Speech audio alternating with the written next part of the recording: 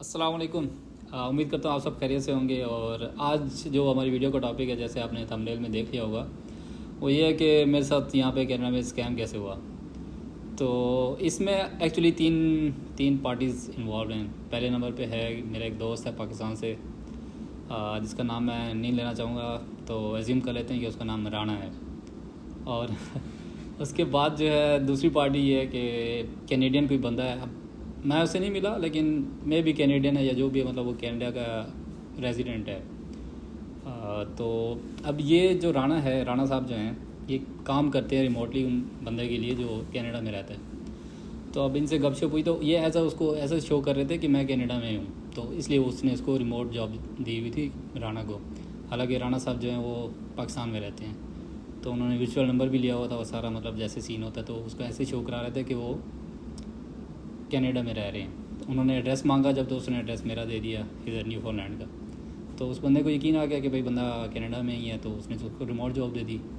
तो वो remote job I think कोई टेक से रिलेटेड थी, मुझे उसका इतना आइडिया नहीं है। लेकिन बात इंटरेस्टिंग तब होती है जब राणा साहब को वो बंदा कहता है कि मुझे एक और जॉब चाहिए, जिसके लिए मैं आपको $600 पर वीक पे करने को रेडी हूँ। तो राणा साहब थोड़े चौंक गए। उन्होंने मुझसे रब्ता किया कि वकास भाई आप जो हैं अभी कनाडा में हैं, तो इस तरह जवाब है। मैंने कहा यार देख, $600 जो है ना पर वीक जो है, ये काफ़ी बड़ी अमाउंट है। सॉरी। तो ये तो मैंने कहा चलो, अगर तू कह रहा है तेरे बंदे के साथ ताल्लुकात होंगे, तो तू ये बता कि क्या जॉब करना क्या चाह रहा है।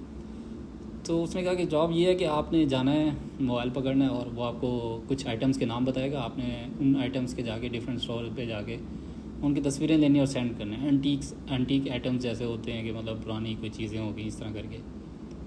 तो मुझे बड़ी सस्पिशियस लगी पहली बात कि ऐसा तो नहीं होता यार, अब पिक्चर्स लेने के सिर्फ $600 से कोई नहीं पे करता ना।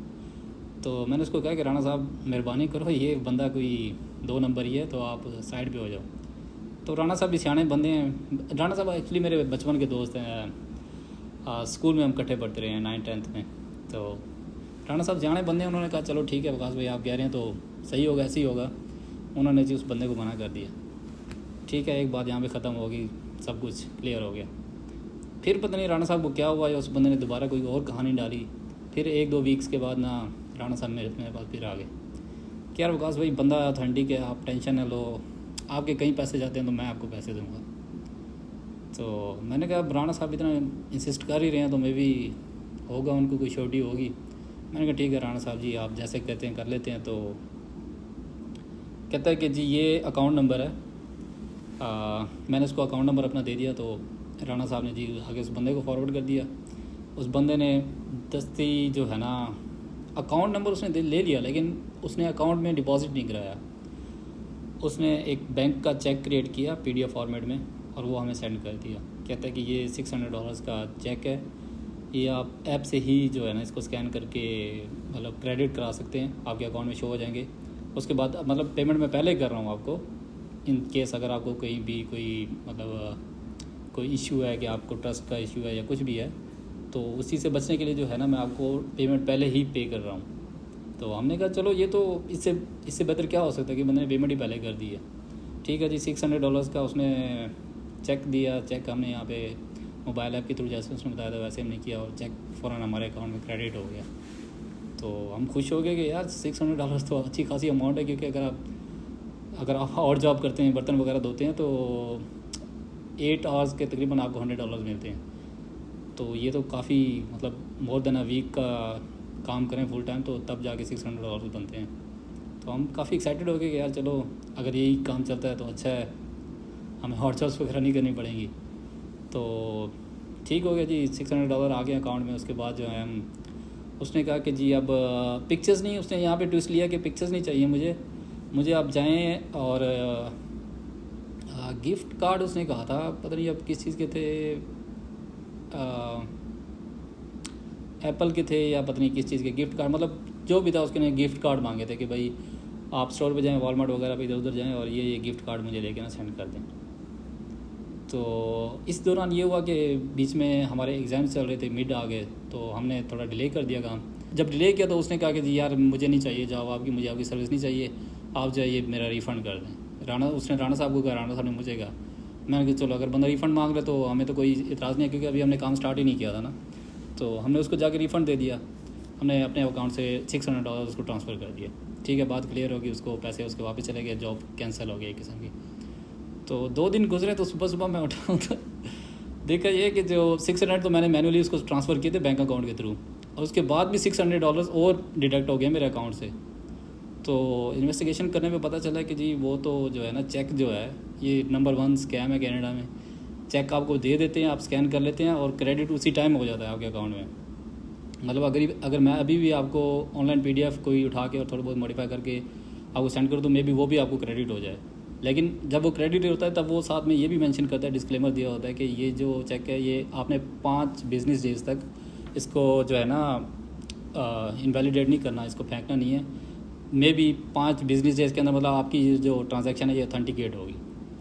तो ये चीज़ हमने एक्साइटमेंट में आके उसको इग्नोर कर दिया। तो अब 5 दिन जैसे ही गुजरे तो उसने, क्योंकि वो चेक फेक था ओबियसली, तो $600 हम उसको पहले ट्रांसफ़र कर चुके थे, $600 उसने और मतलब वो क्रेडिट जो हुए तो वो भी वापस रिवर्स हो गए। तो इस तरह से जी जनाब को $600 का पहला चूना लगा यहाँ पे कनाडा में दोस्त के थ्रू। तो बात ये आ गई कि अब बंदा तो निकल गया जिसने स्कैम करना था, बाकी मैं और राणा साहब पीछे बच गए। मैंने राणा साहब को कहा कि राणा साहब ये तो काम हो गया वही जिसकी उम्मीद थी। तो राणा साहब कहते यार अब मैं कुछ करता हूँ। राणा साहब ने 2-3 दिन ऐसे ही कहा कि यार कुछ करते हैं, ऐसा नहीं हो सकता, तू बैंक के पास जा, तू पुलिस के पास जा।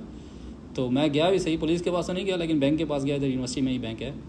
तो उसके पास हम गए तो उन्होंने कहा कि ये तो बहुत कॉमन है, ये वाला जो स्कैम आपके साथ हुआ ये बहुत कॉमन है। आप एक बार भी अगर गूगल कर लेते कि भाई कनाडा में कैसे स्कैम होते हैं तो आपको अंदाज़ा हो जाता कि ये तो बहुत कॉमन है और इसकी बहुत ज़्यादा जो है रिपोर्ट्स वगैरह आती हैं। तो हमने राणा साहब को कहा कि यार राणा साहब बात मान लो, अब स्कैम हो चुका है, अब कुछ नहीं हो सकता, आप जो है ना कुछ और इसका इक़दामात करो, या तो हमें कोई कंपनसेट करो। हमें भी पता है आपके साथ जो है हाथ हुआ है, आपके साथ भी हुआ है, आपने तो नहीं किया, लेकिन एट द एंड गलती तो आपसे ही हुई ना, क्योंकि आप उस बंदे से कॉन्टैक्ट में, मैं तो नहीं हूँ। तो मैंने तो आपके ऊपर ट्रस्ट किया, आपका काम था आगे वेरीफाई करना।